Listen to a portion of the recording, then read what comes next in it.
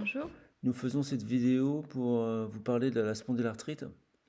Donc, j'ai appris que j'avais une spondylarthrite ankylosante vers l'âge de 30 ans. J'ai 59 ans aujourd'hui. Euh, donc, je sais par quoi vous passez parce que bon, c'est quelque chose qui est assez effrayant. Souvent, les médecins nous effraient encore plus quand on va les voir.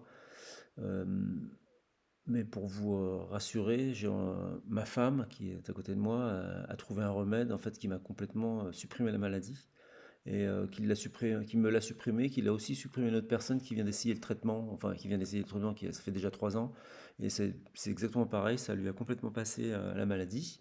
Donc bah, je vais laisser ma femme vous expliquer les médicaments qu'elle m'a préconisés. Enfin les médicaments c'est principalement des médecines naturelles, donc c'est plutôt des vitamines, enfin vous allez l'apprendre. Donc à toi. Mmh.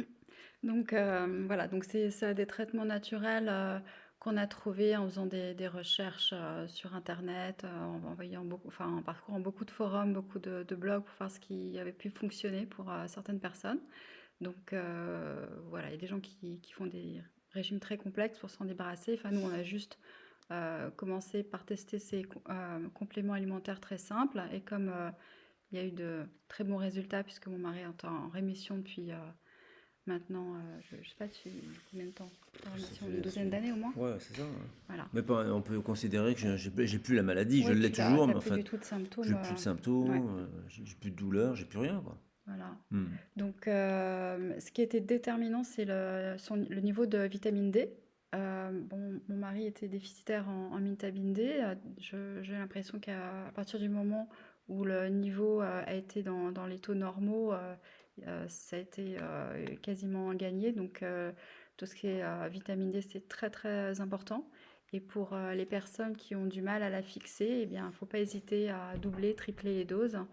Et donc, par rapport à, alors, c'est pas ce que prend Marc, c'est pas l'ampoule qu'on prend une fois par mois ou une fois tous les 3 mois, c'est vraiment des petites gouttes tous les jours qui s'achètent en pharmacie. Et bon, voilà, par rapport à ce qui est préconisé, habituellement, c'est 1000 IU et il ne faut pas hésiter à prendre. Au lieu de prendre une goutte, quand c'est préconisé une goutte, il ne faut pas hésiter à en prendre 3, 4, 5, tout en régulièrement faisant une analyse de sang pour regarder où on en est dans les taux de vitamine D. Euh, donc voilà, ça c'est l'aspect principal. Ensuite, ce qui a beaucoup aidé, c'est le curcuma biopérine, c'est-à-dire curcuma couplé avec du poivre noir. Ça, c'est pareil, ça s'achète en pharmacie. Donc, c'est un complément qui est anti-inflammatoire. Et bon, ça, c'était essentiel.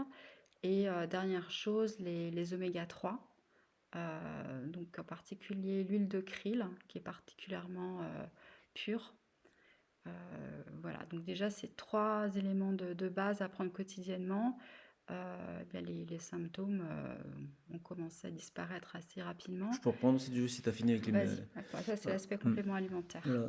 De mon côté, en fait, ce qui est aussi très important, c'est de faire du sport. En anglais, ils disent rest is rust. Ça veut dire comment se reposer, c'est en fait rouiller. Et c'est totalement vrai, c'est qu'en fait, souvent quand on a mal, on n'a pas envie de bouger. Et en fait, il faut vraiment faire tout le contraire. C'est qu'il faut, au contraire, quand on commence à avoir des douleurs, ainsi de suite, c'est aller à la gym, faire enfin, pas des choses trop difficiles, pas par exemple, soulever des poids trop lourds, des choses comme ça, mais faire de la gym, même lever des poids, mais des poids légers, enfin faire du sport, quoi. Ça, c'est très important. Et aussi, vraiment limiter dans tout ce qui est sucre. Alors, moi, je bois pas de vin, je fume pas de cigarette. Une fois occasionnellement, je fume une cigarette et aujourd'hui, c'est possible. À une époque, ça ne l'était pas du tout. Avant de prendre ce que Lorraine vient de vous préconiser, si je fumais une cigarette, je tombais tout de suite, j'avais tout de suite la maladie. L'alcool, si j'en buvais trop, c'était pareil. Donc, mais bon, moi, je déconseille fortement tout ce qui est sucre, ce qui est alcool, ce qui est cigarette, alors drogue, n'en parlons même pas. Donc, une vie saine, quoi. Une vie d'éviter, enfin, toutes les processed food, les Voilà, tout ce qui est produits produits industriels, mm, industriels, voilà, ça. ouais, Mm. notamment tout ce qui contient des oméga 6. Parce que Mm. ce qui est très important, c'est garder une certaine proportion entre les oméga 3 et les oméga 6. Vu que les oméga 6, il y en a déjà en surnombre dans tout ce qu'on consomme industriellement, faut vraiment heu, on les a en quantité suffisante, c'est pas la peine d'en prendre en plus. Donc vraiment, rester, à l'écart de tout ce qui est nourriture industrielle le Mm. plus possible. Donc voilà, bon bah je pense qu'on a terminé, hein. Faut surtout pas se décourager parce que moi quand j'étais voir le premier médecin que j'étais voir, c'était un, je me rappelle plus de son nom, mais c'était à Paris, c'était dans le 16e arrondissement. Il était reconnu comme un médecin qui vraiment connaissait bien cette maladie. La première chose qu'il m'a dit, c'est il m'a expliqué que beaucoup de gens d'Afrique du Nord étaient atteints de cette maladie. Et il m'a expliqué en détail comme quoi certaines personnes étaient atteintes de cette maladie, leur colonne vertébrale se soudait, qu'il fallait leur briser la colonne vertébrale pour qu'ils retrouvent une certaine forme de souplesse. Enfin, des trucs horribles. Et j'ai entendu pas mal de trucs comme ça au tout départ. Franchement, c'était assez alarmant. Donc, et bizarrement, les médecins vous sortent ce genre d'histoire. Excusez-moi, mais ce genre de conneries. Et en fait, pas du tout. Si vous faites du sport, si vous écoutez bien ce que ma femme vient de vous expliquer, il n'y a pas de raison que ça ne fasse pas comme avec moi ou comme avec cette demoiselle qu'on a aidée à Los Angeles. Et, euh, l'un comme l'autre, vraiment, on n'a absolument plus aucun symptôme.